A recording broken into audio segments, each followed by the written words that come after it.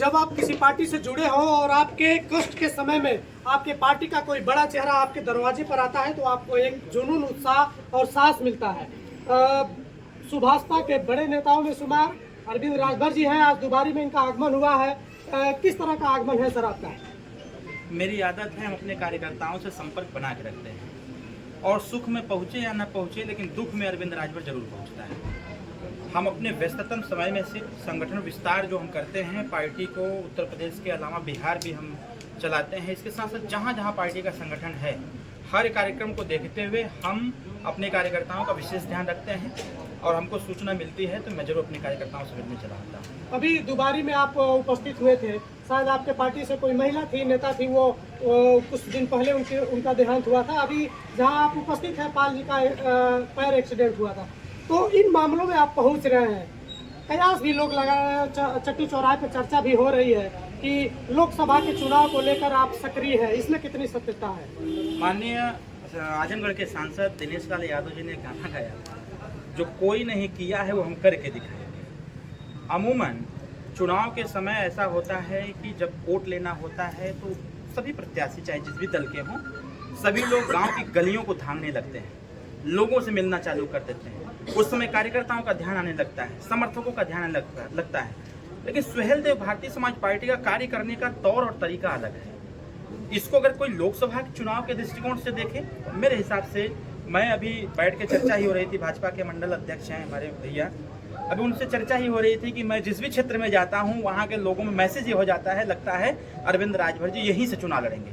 अभी कुछ दिन पहले मैं गाजीपुर, जहुराबाद, जखनिया, जंगीपुर 3 विधानसभा में कार्यकर्ताओं से मुलाकात किया तो वहाँ में की राजनीतिक सरगर्मी ये हो गई कि लगता है कि बलिया लोकसभा से लड़ेंगे।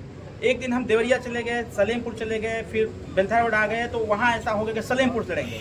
ऐसी बात नहीं है, मैं ये काम कोई नया नहीं कर रहा हूँ, मैं हमेशा से ये काम करता रहता हूँ। हाँ, चुनावी माहौल गर्म है, लोग तरह तरह की बातें कर रहे हैं, करना लोगों का काम है और लोग अगर इस लायक हमको समझते हैं कि नहीं चुनावी दृष्टिकोण से अरविंद राजभर जी तैयारी कर रहे हैं तो उनको धन्यवाद देता हूं कि वो हमको इस लायक समझे हैं कि चुनावी दृष्टिकोण से काम कर रहे हैं।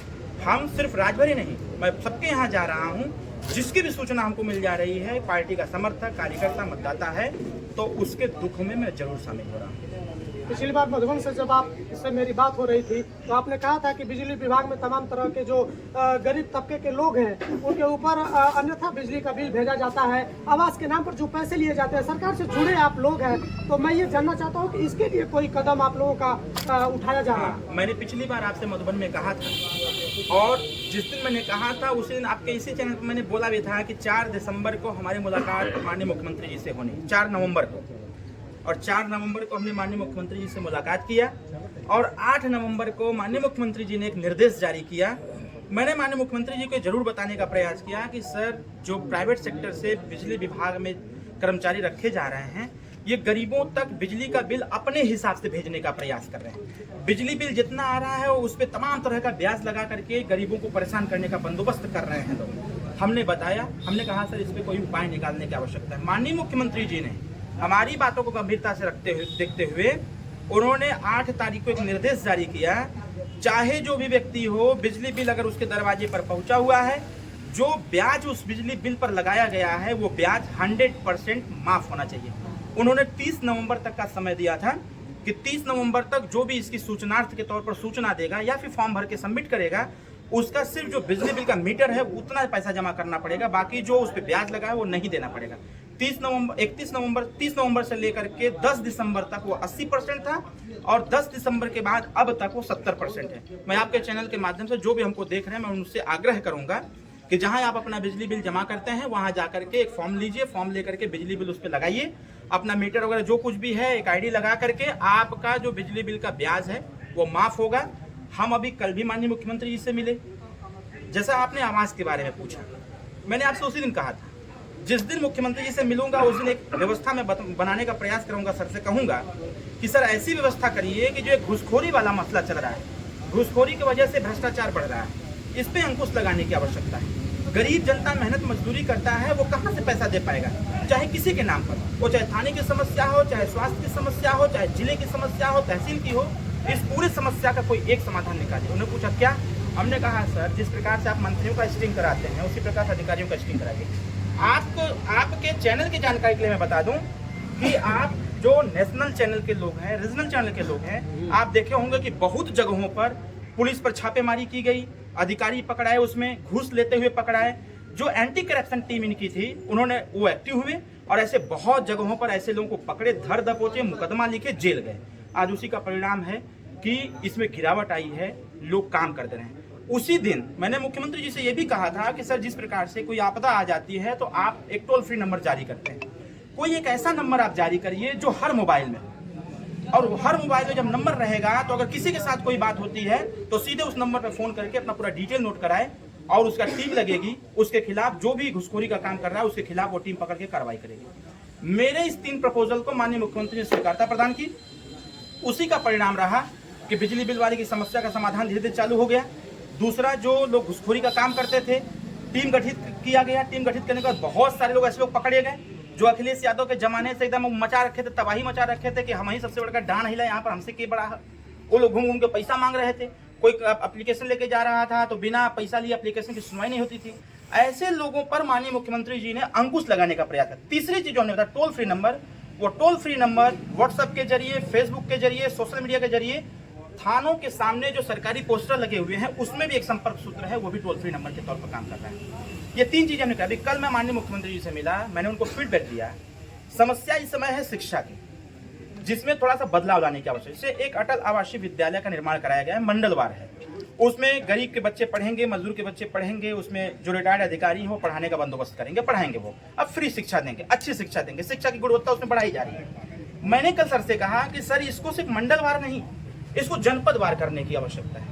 जब जनपदवार होगा तो उस जनपद के अंतर्गत आने वाले जितने सरकारी विद्यालय हैं, उन सरकारी विद्यालय के होनहार बच्चों से एंट्रेंस एग्जाम लिया जाए। अटल आवासीय विद्यालय के लिए जब एंट्रेंस एग्जाम देंगे, जो क्वालिफाई होगा वो बच्चा जाके उसमें पढ़ाई करेगा।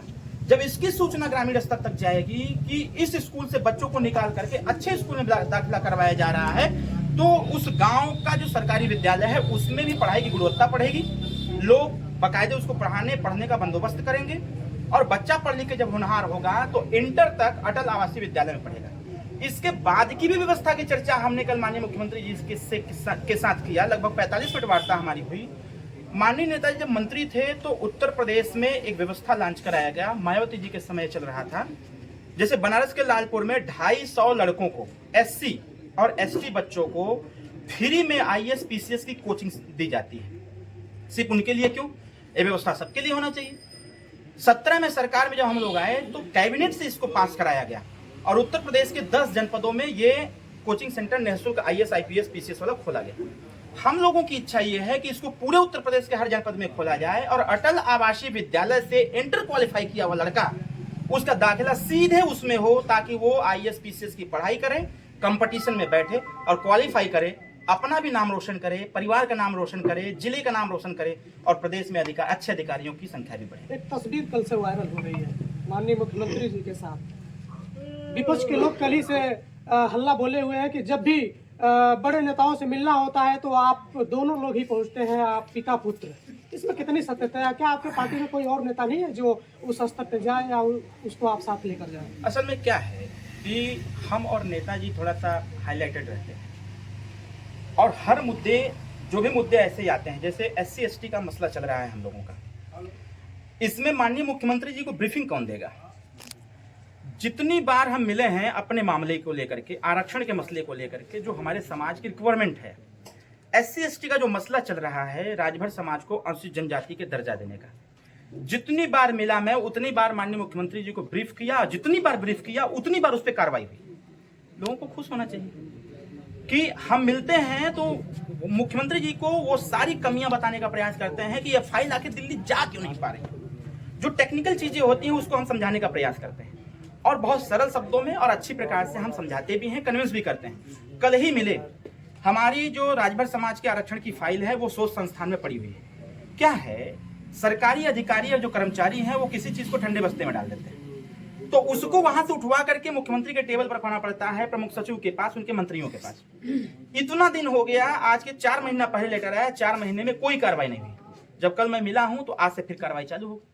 तो हम जब मिलते हैं तो मिलने का कारण होता है। और आपकी जानकारी के लिए बता दें, जो विरोधियों का काम है विरोध करना, मैं उनको धन्यवाद देता हूं। थोड़ा और विरोध करिए, जहां हम नहीं पहुंच पा रहे वहां आप पहुंचा देना हमारे नाम को, हमारे काम को, इससे अच्छी कोई बात नहीं। लेकिन समय समय पर माननीय मुख्यमंत्री जी से हमारे पार्टी के चाहे विधायक हों, चाहे पूर्व विधायक हों, चाहे नेता हो, मिलते रहते हैं, मिलवाते रहते हैं बाबूजी। मिला देने से, मिल लेने से एक हमारे कार्यकर्ताओं में ऊर्जा आती है। अभी छोड़िए, यही छोड़िए, प्रधानमंत्री जी के साथ हमारी पूरी प्रदेश कार्यकारिणी जो हमारी है, राष्ट्रीय प्रदेश कार्यकारिणी, एक दिन टी पार्टी करेंगे लोग माननीय प्रधानमंत्री जी के साथ। सुहेल देव भारतीय समाज पार्टी विशेष अपने कार्यकर्ताओं का ध्यान रखती है। हम जब जब मिलते हैं माननीय मुख्यमंत्री जी से, तब तक कुछ न कुछ ले करके मिलते हैं। चलिए एक लास्ट सवाल मैं कर लेता हूँ। इस समय विकसित भारत यात्रा चलाई जा रही है, जो हर गांव में चौपाल के माध्यम से सरकारी योजनाओं को बताया जा रहा है। क्या लगता है अब तक सरकारी योजनाएं जिस तरह से लोगों तक पहुंचनी चाहिए वो नहीं पहुंच पाई, किस लिए इस योजना इस चौपाल को लगाया जा रहा है, इसका मकसद क्या है? आपको बता दें जानकारी, मैंने पहले ही कहा, कुछ अधिकारियों की बदमाशी से समस्त अधिकारी वर्ग बदनाम होता है। कुछ लोगों की गलती से पूरी सरकार और शासन बदनाम होती है। सरकार ने निर्णय लिया कि अगर हमारी योजनाएं गांव तक नहीं पहुंच पा रही हैं सरकारी अधिकारियों के माध्यम से, तो अब हमारी सरकार सीधे गांव में उस चीज को अवेयरनेस के लिए भेजेगी। जागरूकता कैसे आएगी? गाड़ी आ रही है, गाड़ी लग जा रही है, उसे पूरा डिटेल है, हर योजना के बारे में उसमें बाकायदे प्रधानमंत्री जी, माननीय मुख्यमंत्री जी, विभाग डिपार्टमेंटल जो मिनिस्टर्स हैं वो लोग उसको बता रहे हैं। इसके साथ साथ एडवर्टाइज का जो साधन है उसका भी प्रयोग हो रहा है। जैसे ही ये विकसित भारत का कार्यक्रम लगाया जा रहा है, पूरे गांव को सूचना हो रही है। सारे अधिकारी, अभी मैं था एक उन्नाव के कार्यक्रम में था, मैंने वहां देखा जिस प्रकार से कि जो ऑर्गेनिक खेती का मसला था, ऑर्गेनिक खेती में एक महिला थी, उसने जब ब्रीफिंग किया, मतलब एज ए मुझे जब ब्रीफिंग उन्होंने किया तो मैंने कहा कि ये होती है अवेयरनेस। हमारी सरकार प्रयास ये कर रही है कि जो भी सरकारी सुख सुविधाएं और व्यवस्थाएं हैं, योजनाएं हैं, वो हमारी सरकार के लोग, मंत्री हो, विधायक हो, सांसद हो या फिर संगठन के पदाधिकारी हो, वो गांव में ही जाकर के उस गांव के लोगों को बताने का काम करे, ताकि गांव के लोगों को कोई गुमराह न कर पावे। ये समाजवादी के लोग, ये बसपा के लोग, कांग्रेस के लोग गुमराह करने में ज्यादा चालाक है। इनको सही चीजें नहीं दिखती, इनको हर चीज बस दूसरे वे में दिखता है। मैं तो चुनौती हमेशा देता हूं माननीय अखिलेश यादव जी को। सामाजिक न्याय समिति की रिपोर्ट उत्तर प्रदेश सरकार के पास पड़ी हुई है। इतना दिन हो गया सरकार बने, अखिलेश यादव विपक्ष में है, कभी इसकी चिंता नहीं की, ना तो चर्चा की। बात क्या करेंगे? पीडीए। एक दिन बनारस के पत्रकार ने उलझा दिया उनको। वो पहले कहे कि पीडीए मतलब पिछड़ा दलित अल्पसंख्यक। जब बनारस में हम लोगों द्वारा दिए गए स्टेटमेंट को उसने पूछ दिया, तो अखिलेश यादव जी अपनी बात से बदल गए, कहे कि पीडीए मतलब पिछड़ा, दलित और अगड़ा। फिर मेरा ऑब्जेक्शन आया कि फिर अल्पसंख्यक कहाँ चला गया? अल्पसंख्यक खाली तो गुलाम रही, जिंदगी भर वोट देगा। जो व्यक्ति आजादी के बाद 23% नौकरियों में था, आज 1% नहीं रह गया है। आप इनको हिंदू मुस्लिम के नाम पर डरवा करके इनका वोट लोगे?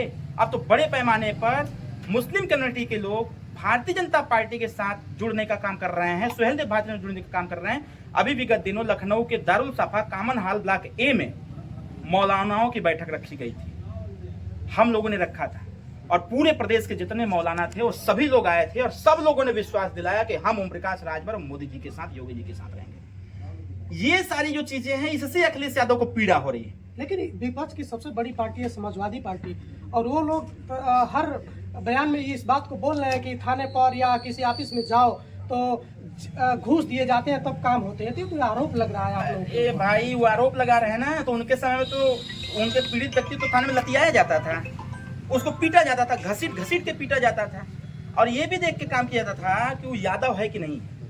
अगर यादव नहीं है तो उसका काम नहीं होगा। पाल हो, प्रजापति हो, ठाकुर हो, ब्राह्मण हो, भूमिहार हो, राजभर हो, बिंद हो, केवट हो, मल्लाह हो, धरकार हो, सोनी हो, गुप्ता हो, चौरसिया हो, चौहान हो, कोई व्यक्ति हो, एप्लीकेशन में अगर वो उस जाति का है तो उसका काम नहीं होगा। और अगर माननीय यादव जी हैं तो उनका काम डेफिनेटली होगा, वो चाहे जितना गलत हो। हमारी सरकार जो है, पीड़ा जानते किस बात की है? पीड़ा इस बात की है कि अखिलेश यादव अपना पक्ष नहीं रख पा रहे। मैं तो अपने उन यादव भाइयों से कहना चाहता हूं, अगर आपके पास कोई समस्या हो तो मत कोई सुने, हमको सुनाने का काम करो, मैं आपका काम करा के दिखाऊंगा। कैसे नहीं काम होगा भाई? हमारी सरकार निष्पक्ष काम करती है, और निष्पक्षता के तौर पर सहयोग, समन्वय, सामंजस्य भी स्थापित करती है। लखनऊ में घर उजाड़ने की खबर इस समय तेजी से चल रही है, तो क्या सत्यता है? जो लोग सैकड़ों वर्षों से अपना घर बना के रह रहे हैं, तो उनको किस बेस पर हटाया जा रहा है? मैंने क्या कहा, माननीय मुख्यमंत्री जी का टोटल निर्देश एक बात का है, जो 40 साल 25 साल से ऊपर जो जहां बसा हुआ है उसका घर तभी हटेगा जब उसको रहने की व्यवस्था दी जाएगी। हाँ, अगर अवैध रूप से कोई रह रहा हो तो जांच का विषय है, और जांच में अगर पाया गया हो गलत है तो गलत है, वो चाहे मैं हूँ चाहे कोई हो। लेकिन हमारी सरकार, इस पे भी हम लोग का ऑब्जेक्शन था, जब हम लोग सरकार में नहीं थे तो बहुत हल्ला मचाते थे, बहुत गरीबों का घर उजड़ रहा था। लेकिन जब सदन में खड़ा होकर के हमारे नेताजी ने बोलने का काम किया तो सरकार को बाध्य होकर के, विवश होकर के सरकार को कहना पड़ा कि नहीं, जो 25 साल 30 साल 40 साल 50 साल के लोग चाहे जहां बस गए हों उनको रहने दिया जाए, अगर उजाड़ रहे हैं तो उनको रहने की व्यवस्था दिया जाए। इसके साथ साथ अभी एक बात और हम लोग मनवाने का प्रयास कर रहे हैं, जो जहां बस गया है चाहे 5 साल से हो चाहे 50 साल से हो, उसके नाम से उतनी जमीन दे करके उसके नाम से खसरा खतौनी जारी कर दिया जाए, पूरी विवाद ही खत्म हो जाए। चलिए, अलर्ट इंडिया पे जो लोग देख रहे हैं अरविंद राजभर जी को, इनकी बातों को सुनकर आप क्या सोचते हैं कमेंट बॉक्स में लिखकर जरूर बताइएगा। मैं अगले